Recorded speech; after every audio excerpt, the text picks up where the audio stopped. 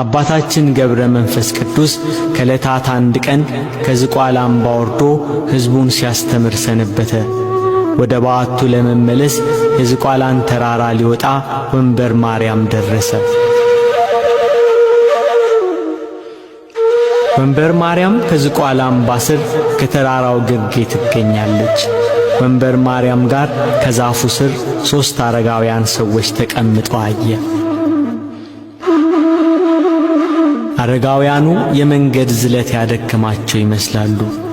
አንዳንድ ምዕራፍ እያዘለ ወደ ተራራው ጫፍ እንዲያወጣቸው ጠየቁት። አባታችን ገብረ መንፈስ ቅዱስ በተራ አንደኛውን በጀርባው አዝሎ ጥቂት እንደተጓዘ አንተ የማትበላ የማትጠጣ ሰው ሆይ ደክሞአልና ከዚያ አስቀምጠኝ አለው። ከዚያ አሳርፎት የቀሩትን 2ቱን በየተራ መጣቸው። የሰውነታቸው መዓዛ ልብን ይሰልባል። የመልካቸው ደም ግባት ተመሳሳይነት አይገኝለትም ነበር። በዚህ የተገረመ አባታችን ከወዴት መጣችሁ ብሎ ጠየቃቸው። ደም ግባታቸው የመዓዛቸው ሽታ አካባቢውን አውዶታልና። በሦስትነትና በአንድነት ታዩት። አሁን ሥላሴ እንደተገለጹለት ገባው። ለአባቶች አባት ለአብርሃም በመምሪያ አድባር ዛፍ ስር 1ም 3ም ሆነው እንደተገለጹት ለአባታችን በዝቋላ ተራራ ላይ በአንድነትና በሦስትነት ሥላሴ ታዩት። ወደ ሰማይ አወጡት፣ 7ቱ ሰማያት አደረሱት።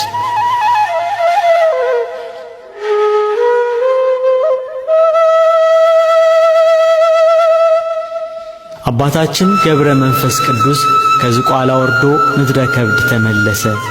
በየሀገራቱ እየተዘዋወረ ለሕዝቡ ወንጌልን እያስተማረ ስለ ኢትዮጵያ ሰዎች እየጸለየ ከሀገር ሀገር ተመላለሰ።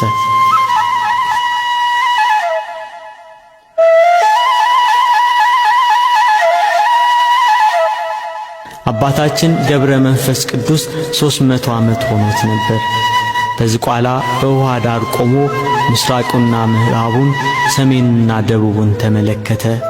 እግዚአብሔር ከእርሱ ጋር ነበርና የኢትዮጵያ ሰዎች ኃጢአትም በፊቱ ታየው።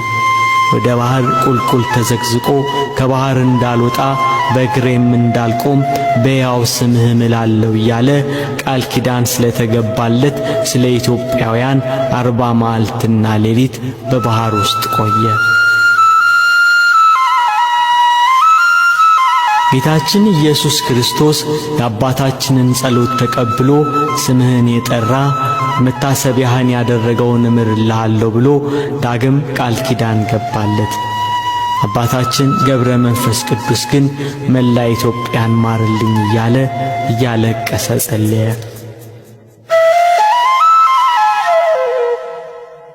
በዚያ ባሕር ውስጥ 100 ዓመት ኖረ። ሥጋው አለቀ፣ ደሙም በባሕር ውስጥ ፈሰሰ፣ ውሃውም ደም መሰለ። አጥንቶቹ እንደ በረዶ ሆነው ታዩ።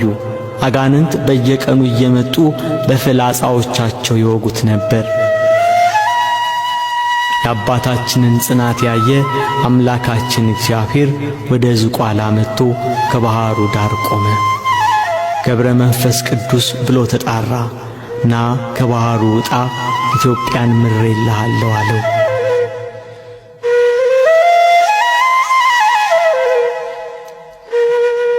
በእግዚአብሔር ቸርነት አጥንቱ ተበሳስቶ ሥጋው አልቆ ከባሕሩ ወጣ።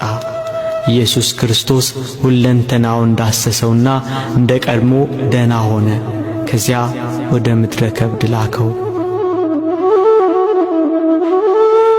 በምድረ ከብድ አባታችን ገብረ መንፈስ ቅዱስ እንደ አምድ ተክል ሆኖ 7 ዓመት ቆመ።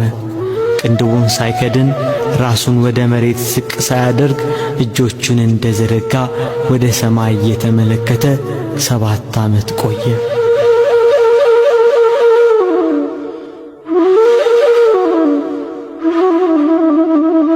ሰይጣን የአባታችንን ጽናት ሲመለከት በቅናት ተነስቶ በቁራ ተመስሎ ዓይኖቹን አነቆረና አሳወረው።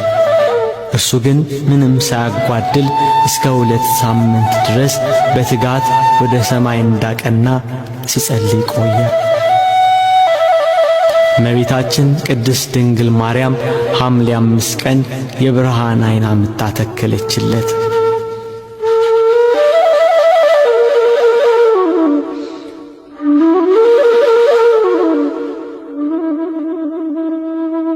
ለሰው ልጆች ሁሉ ምሕረትን ትለምናለህ፣ ተጋድሎህ ይበረታልና ተነስ ወደ ዝቋላ ሂድ አሉት መላእክት።